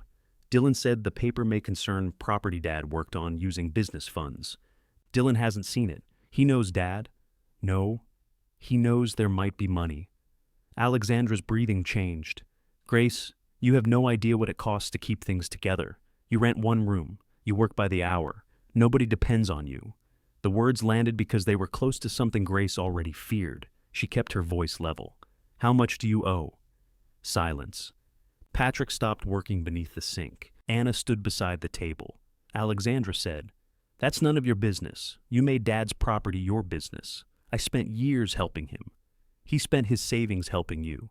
You don't know what happened. I know about the 3 houses. I know about the shop equipment. I know Dylan's credit line comes due this spring. The call remained connected, but Alexandra said nothing. Grace could picture her calculating who had spoken and how much they knew. When Alexandra finally answered, her voice was lower. Dad wouldn't have had that money if I hadn't brought him opportunities. He lost it. He made a choice. So did you. I'm not discussing this over the phone. You called me. Alexandra ended the call. Grace picked up the phone. Her hand shook once, then settled. Patrick finished the pipe and turned the water back on. Anna opened the faucet. Clean water ran into the sink without dripping below. Grace gathered the documents into their sleeves. "I need Landon's number," she said. Patrick wrote it on the back of a shop invoice. Grace called from Anna's kitchen. A receptionist answered, checked the schedule, and offered an appointment the following afternoon. When Grace gave her name, the receptionist paused. "Mr. Armstrong has a sealed file under Reeves," she said. "He asked that we make room if you ever called." Grace looked at Charles's letter. "I'll be there," she said. Landon's office occupied the second floor of a renovated bank building near downtown Knoxville. The old vault door remained in the lobby as decoration. Grace noticed it because Charles would have complained that nobody had restored the brass properly. Patrick waited downstairs. He said the file belonged to Grace, and she should hear what it meant before anyone else did. Landon Armstrong met her in a small conference room. He wore a dark suit without a tie and carried a flat document box beneath one arm. "Your father first came here in 2018, he said. "He told me you might arrive much later." Grace placed the deed, passbook, ledger, and letter on the table. "Did you know about the dresser?" "Only that Charles had chosen a private place for your instructions." "He chose a $4 dresser." Landon looked at her. $4? That's what my sister valued it at. He opened the document box. Charles would have enjoyed that detail. Inside was the original trust instrument, a certified copy of the recorded deed, insurance records, tax statements, and a sealed envelope marked for successor trustee. Landon compared Grace's copy of the deed with the certified one. He checked the recording number, page reference, notary seal, and property description. Then he turned the certified copy toward her. "This deed was recorded in Knox County in 2018. Charles transferred the duplex out of his own name and into the April Reeves Legacy Trust. So, it wasn't his when he died?" "Correct. He managed it as trustee, but it didn't belong to his probate estate. Can Alexandra challenge that?" "People can object to almost anything. That doesn't mean they have a valid claim." Grace looked at the thick trust document.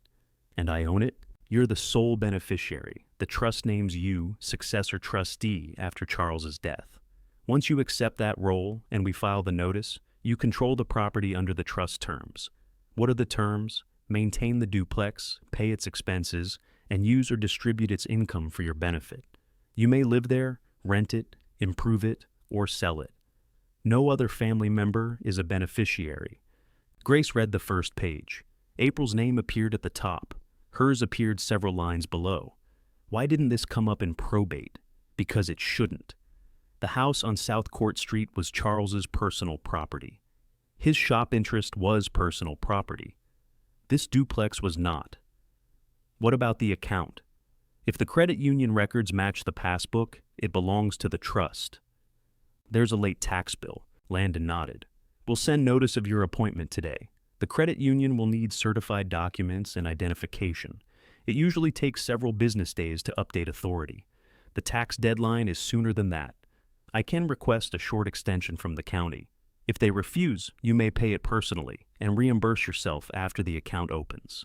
Grace had enough for rent and groceries. She didn't have enough for a duplex tax bill. "I can't pay it personally. Then we make the extension request first." Landon placed a form in front of her. It was an acceptance of successor trusteeship.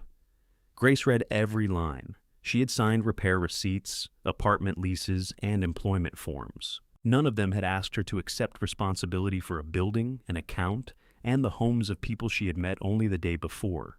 "What happens if I don't sign?" she asked.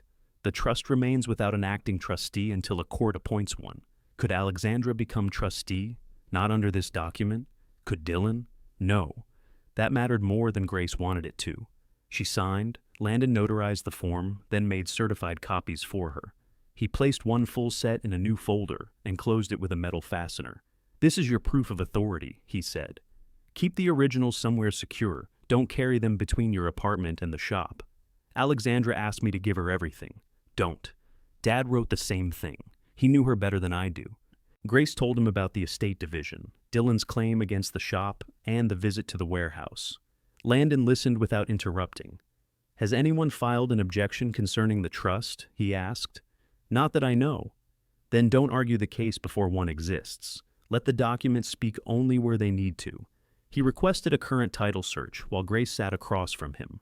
The county record showed the trust as owner. No mortgage appeared. No lien appeared. The only open item was the late property tax. Landon printed the result. Clean title, he said. That's unusual for a property bought through a tax auction. Dad spent years making it clean. Yes. Grace ran one finger down the page until she reached the Winona Street address. The duplex was real. The trust was real. Her name was real. No sister's agreement could trade it away. Landon closed the file box. Before you decide what to do with the property, get it appraised and inspected. Park Ridge values have moved quickly since 2024. How quickly? Enough that your father's letter was right about the first number sounding large. He gave her two names. One was an inspector. The other was Jennifer Wolfe. Jennifer met Grace at the duplex 2 days later. She arrived in a gray sedan carrying a tablet, measuring device, and camera. She was 39 and spoke in a brisk, friendly way that made clear she had another appointment after this one. I've worked around Park Ridge for several years, she said. I'm also valuing nearby parcels for a redevelopment client. I disclosed that to Mr. Armstrong. If that bothers you, use another appraiser. What does your client want? Connected lots, mostly. Your duplex sits outside their current group, but they've asked me to flag owners who may consider selling. I haven't decided anything. That's why we separate the appraisal from any offer. I value what's here. You decide what you want. Grace appreciated the directness. They began outside. Jennifer measured the lot, photographed the brickwork, and examined the sagging gutter. The porch needs attention, she said. I know. Roof age? About 12 years, according to the ledger. Windows? Most replaced between 2019 and 2022. Heat? Separate systems. Patrick joined them from the basement. He had come to finish the pipe repair and inspect the water damage. Jennifer asked him about the electrical work, floors, and foundation. Patrick answered with dates and pulled invoices from Charles's ledger. You have unusually good maintenance records, Jennifer said. He kept unusually good records, Patrick replied. They walked through both units. The cream door tenant had left a key with Anna and written permission for entry. His unit was smaller than Grace expected, but clean. The kitchen cabinets were plain oak, built by Charles. One door needed adjustment. Grace fixed it while Jennifer measured the room. You work on furniture? Jennifer asked. Restoration. That explains the screwdriver in your pocket. It also explains why this door was bothering me. Upstairs, Jennifer looked from a front window toward new construction at the end of the block. Most of the value increase isn't inside, she said. It's the lot and location, meaning someone would tear it down. Some buyers might. Others would renovate and raise rents. Anna stood in the hall. How much higher? Jennifer gave a market range nearly double what Anna paid. Anna's face stayed calm, but Grace saw her grip the stair rail.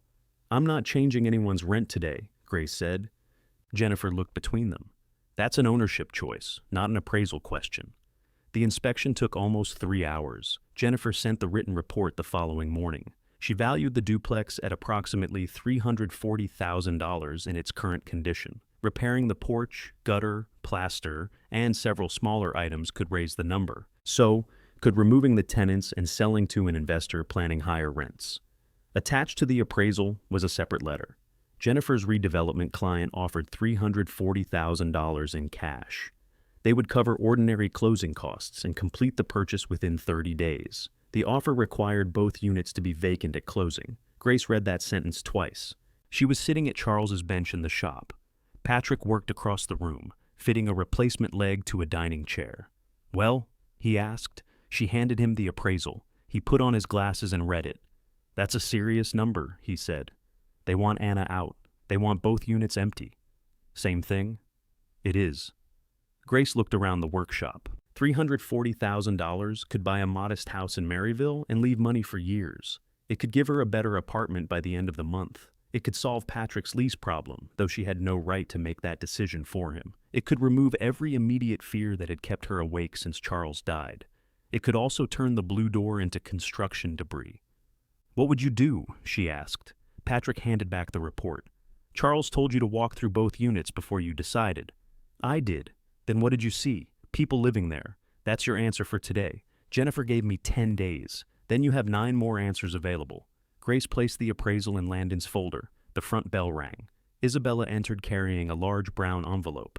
She looked as if she hadn't slept. Her hair was pulled back unevenly, and she kept checking the street through the front window. Is Alexandra with you? Grace asked. No. Does she know you're here? No. Patrick removed his glasses and moved toward the rear of the shop, giving them space. Isabella placed the envelope on Charles's bench. I need you to see something before Dylan files anything, she said. What is he filing? He and Alexandra met with a probate lawyer yesterday. They're going to claim Dad used shop money on whatever property you found. Grace felt the room narrow around the words. They don't know what property it is. They know it's in Knoxville. Dylan checked Dad's mileage records against old invoices. What's in the envelope? Isabella opened it and removed printed screenshots from the family group chat. Alexandra had created the chat after Charles died. Grace had muted it during funeral week and later found herself removed. The first message was dated before Grace found the false back. Dylan had written, if your dad hid anything outside the will, we challenge it as a shared improvement. Shop labor, shop tools, family money. Doesn't matter what it is, Alexandra replied. We need Isabella with us before Grace gets ideas. A later message read, if there's property, keep her from getting control until we know the value. Grace looked at Isabella. You knew they planned this? I thought Alexandra was upset and talking. You carried Dad's records to Dylan. I know. You told her about the papers. I know. Isabella's voice broke on the second answer, but she didn't look away. Why are you giving me this now? Because Jennifer's car was seen at the Duplex. Alexandra knows the appraisal is finished. Dylan's filing Monday. Grace gathered the screenshots and placed them beside the certified trust documents. For the first time, she held proof of two separate things. Charles had given the Duplex to her. Alexandra and Dylan had decided to attack that gift before they knew what it was. The objection arrived Monday morning. Dylan signed it as a creditor to the estate.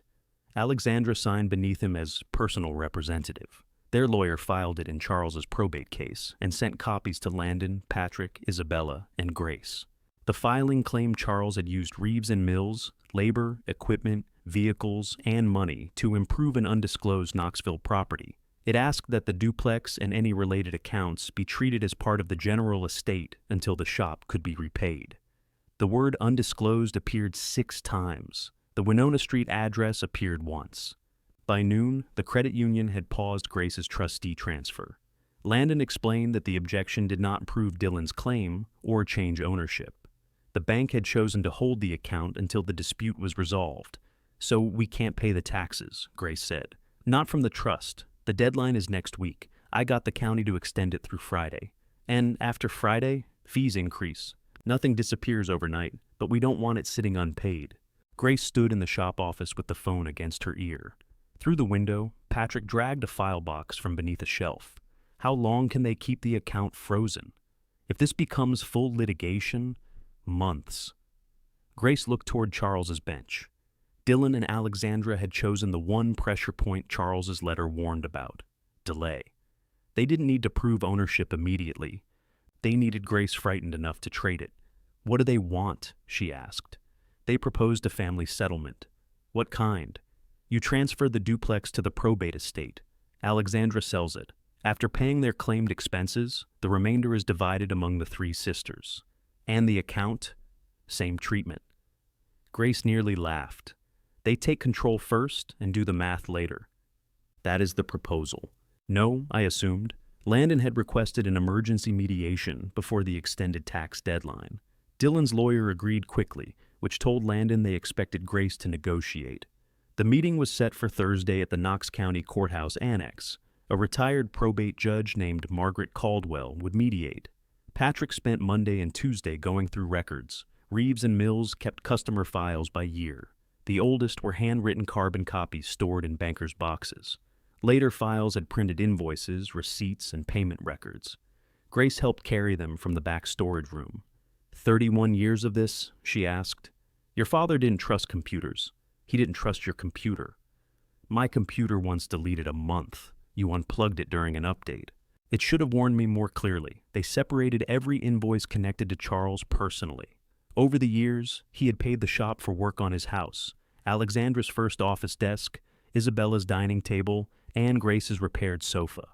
Each invoice showed the same practice. Materials at cost. Labor reduced but recorded.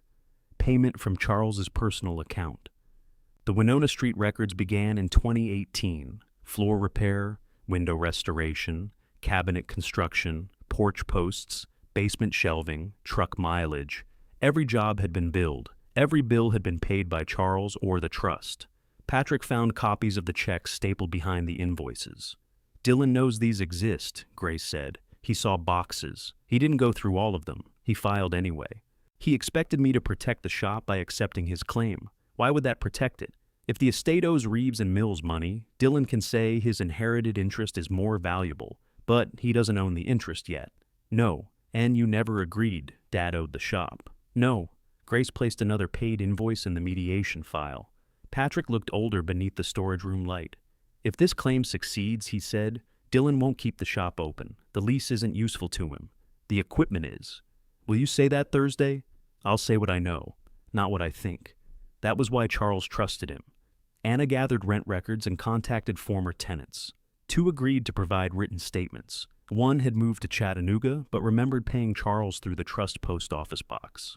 Another still lived in Knoxville and offered to attend. Grace asked Anna not to fill the mediation room with people. Why, Anna said. Alexandra is counting on nobody knowing what Charles did here. We need proof, not a crowd. People are proof. They are. But I don't want this to become a family performance. Anna considered that and agreed to attend herself. She brought copies of every canceled rent check she still had. Jennifer prepared a signed appraisal summary. She also agreed to appear and explain the cash offer if the value was disputed. Grace did not answer the offer. On Wednesday evening, Isabella came to the shop. She stood near the front door, holding her phone. Alexandra knows I gave you the screenshots, she said. How? She asked why I wouldn't sign a statement supporting the objection. What did you tell her? That I wasn't signing something I knew was planned before they saw evidence. Grace set down the drawer pull she was polishing. What did she say? She said I'd chosen you. Did you? Isabella looked toward the back room, where Patrick was making copies. I chose not to lie. That isn't the same thing. No. Grace waited. Isabella unlocked her phone and opened the original group chat. The messages were still there with their dates and account names. Landon said screenshots can be questioned, she said. He wants the phone available. Will you bring it? Yes. Will you tell the mediator why you carried Dad's records to Dylan? Isabella swallowed. Yes. And why you told Alexandra about the papers? Yes. Grace believed her. Belief wasn't forgiveness, but it was enough for Thursday. The courthouse annex had beige walls, gray carpet, and windows that looked over a parking garage. The mediation room held a long table with water pitchers at both ends. Grace arrived with Landon and Patrick. Anna came a few minutes later, carrying a canvas file bag. Jennifer entered last and sat near the wall. Isabella had chosen a chair between the 2 sides rather than beside either sister. Alexandra and Dylan arrived together with their lawyer. Alexandra wore a navy suit Grace recognized from her real estate advertisements. Dylan carried a rolled set of plans and a binder thick enough to look important from across the room. He seemed relaxed. Alexandra did not look at Anna. Margaret Caldwell entered, asked everyone to silence their phones, and explained that the opening session would be held together. Each side would state its position. Private discussions could follow if needed. The purpose is to see whether the dispute can be resolved without further court action, she said. It is not an opportunity to turn family history into evidence unless that history bears directly on the claim. Alexandra folded her hands. Dylan opened his binder. Grace kept Landon's file closed in front of her. Caldwell asked the objecting parties to begin. Dylan's lawyer spoke first. He said Charles had operated a closely held business with incomplete separation between personal and shop expenses. He said substantial labor and materials had gone into the Winona Street duplex without repayment. Patrick wrote one word on the pad in front of him, false. Grace saw it but did not react. The lawyer continued. Because the duplex had increased sharply in value, he argued that the shop, and through Charles's shop interest, the estate, held an equitable claim against the property. Caldwell looked at Dylan. Are you asserting that Mr. Reeves purchased the property with business funds? Yes, Dylan said. Do you have a purchase record showing that? We have evidence of a pattern. That wasn't my question. Dylan adjusted his binder. We believe discovery will produce the purchase records. Caldwell made a note. Are you asserting that shop labor was unpaid? Yes, all of it, a substantial amount. Are you asserting the trust was created to conceal estate assets from the other heirs? Alexandra answered before her lawyer could. Yes. Her voice carried clearly through the room. Grace looked at her eldest sister. Alexandra kept her eyes on the mediator. Our father didn't tell the family about this property, she said. Grace gained access to documents after his death and worked with Patrick to keep them from the estate. We believe Charles used family resources, including resources that should have supported all three daughters. What family resources? Caldwell asked. The shop, his savings, time that belonged to the business. Time isn't usually an estate asset. You know what I mean? I need to know exactly what you mean. Alexandra took a breath. She explained that Charles had helped each daughter differently. He had funded her business. He had given Isabella cash when needed. Grace, she said, received years of free training and access to the shop. Grace said nothing. Caldwell turned to Dylan. What remedy are you seeking? Dylan unrolled the plans. They were drawings of the duplex with estimated improvement costs written along the margins. We want the property and the trust account brought under probate control, he said. The duplex should be sold. Verified expenses should be paid to Reeves and Mills and to my contracting company. The remaining value can be distributed fairly. To all three daughters? Yes. And who would manage the sale? Alexandra is the personal representative and a licensed real estate agent. Caldwell looked at Alexandra. Would you collect a commission? Alexandra hesitated. An ordinary one, she said. Isabella closed her eyes. Caldwell asked whether they would withdraw the objection if Grace paid the claimed expenses while keeping the duplex. Dylan and Alexandra spoke quietly with their lawyer. Then Alexandra answered, no. The property was hidden from the estate. We want it returned to the estate. There was no uncertainty left in the room. They had claimed the purchase money, the repairs, the account, the sale, and the commission. They had put every part of it on the record in front of the people Charles had trusted. Caldwell turned to Grace's side. Mr. Armstrong, she said, does your client wish to respond? Landon opened the file. Yes, he said. But first, I'd like Mr. Brown to confirm that his claims are based on records he has personally reviewed. Dylan's lawyer leaned toward him. Dylan answered anyway. They are? You reviewed Reeves and Mills' invoices? Yes. Trust bank records? Some records. Did you find one unpaid invoice connected to Winona Street? Dylan looked at Alexandra. That shop didn't always invoice family, he said. Patrick pushed his chair back. It did when family work used shop time. Caldwell held up one hand. You'll have your turn. Landon placed the certified deed on the table. This was recorded in 2018. Charles Reeves transferred the duplex to the April Reeves Legacy Trust. The trust names Grace Reeves sole beneficiary and successor trustee. The property was not owned by Charles when he died. It cannot be returned to an estate it never entered. He laid the trust instrument beside it. Caldwell checked the recording numbers against the title report. No mortgage, she said. No lien, Landon added. No shop claim, no contractor claim. Dylan opened his binder. That doesn't answer where the improvement money came from. Patrick carried 2 file boxes to the center of the table. It came from Charles, he said. Then from the trust. He handed Caldwell the first invoice from 2018. Behind it was a copy of Charles's check. Then came the windows, floors, cabinets, porch work, basement shelving, mileage, and materials. Every invoice was marked paid in full. Patrick placed an older stack beside them. 31 years of records show the same practice. Charles paid the shop for personal work. I own half of Reeves and Mills. I'm not owed money for Winona Street.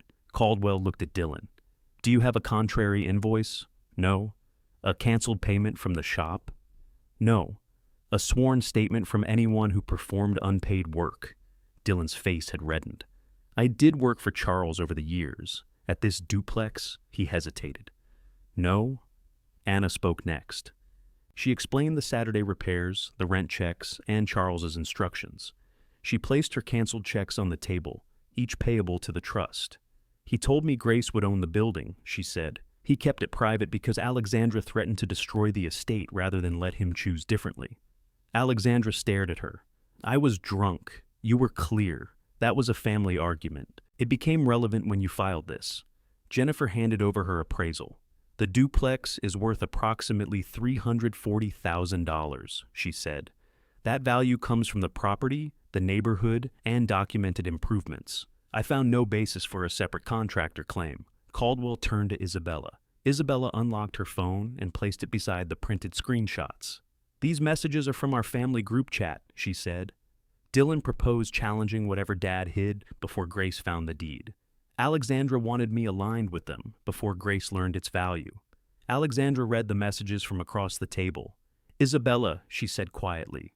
"I carried the records for you," Isabella replied. "I told you about the papers. I won't help you turn that into proof it was yours." Caldwell compared the dates. The first message preceded the opening of the dresser's false back. She closed Dylan's binder. This objection was planned before the objecting parties knew the asset, its ownership, or its funding, she said. "The recorded deed controls. The invoices defeat the improvement claim. The trust account is not a probate asset," Dylan's lawyer whispered to him. Caldwell continued. "The emergency objection is dismissed. I will send notice to the credit union today. Mr. Brown, a late filing built on claims you did not verify comes very close to an abuse of this process. Do not file it again without evidence." Dylan looked down. Alexandra remained upright, but the certainty had gone from her face. Grace spoke for the first time. "I'm not asking for their house or Isabella's savings. I'm not asking for anything they divided. I'm keeping what Dad placed outside that division." Alexandra looked at her. "You'd let the family lose the shop over this?"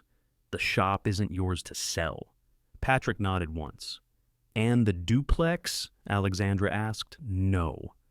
Grace didn't raise her voice. She didn't need to. The credit union released the account the next afternoon. Grace paid the overdue taxes before the county office closed. A week later, Jennifer met her on the duplex porch with the cash offer. "It expires today," Jennifer said. "They may increase it if you counter." Grace handed it back unsigned.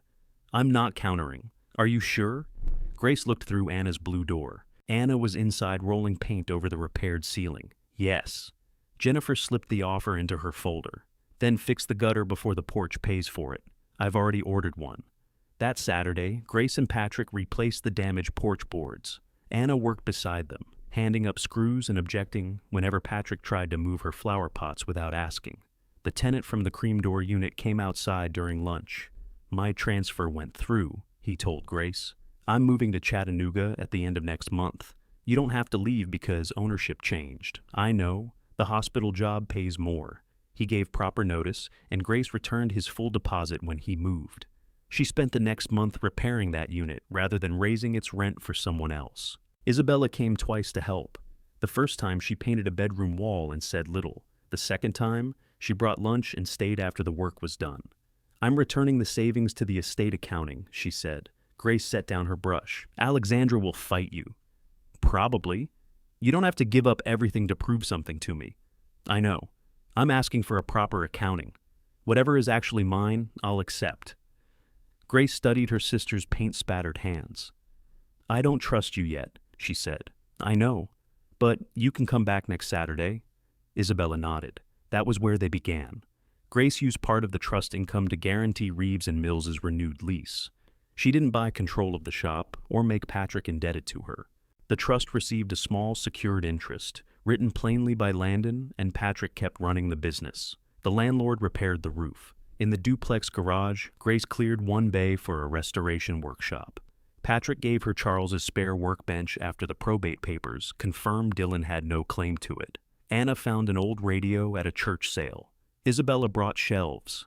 Customers began arriving with chairs, small tables, and cabinets they had been told weren't worth fixing. Alexandra came to the shop once. She stood outside the open garage while Grace repaired the rail on April's dresser.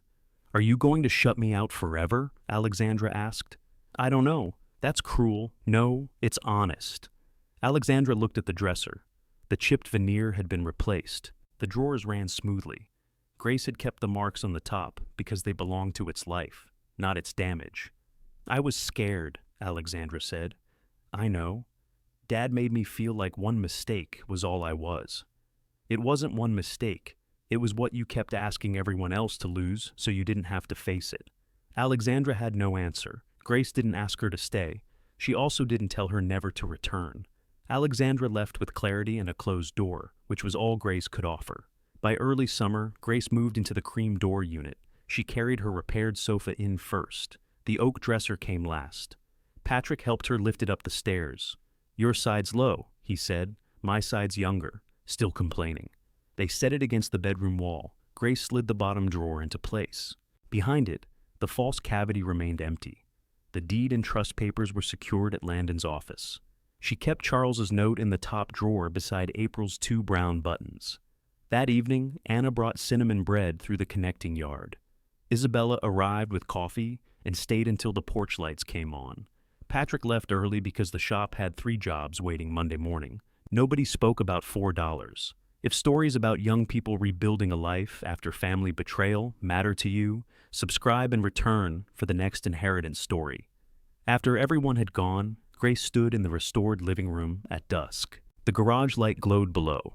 The blue door was visible across the porch, and her mother's oak dresser stood upstairs, where a dresser belonged, finally, plainly, home.